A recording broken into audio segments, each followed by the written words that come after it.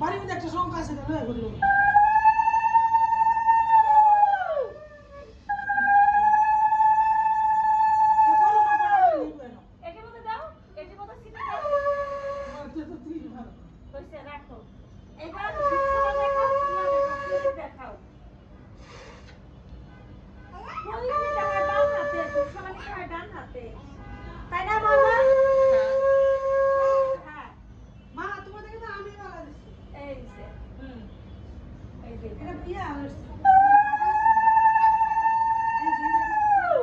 Sadika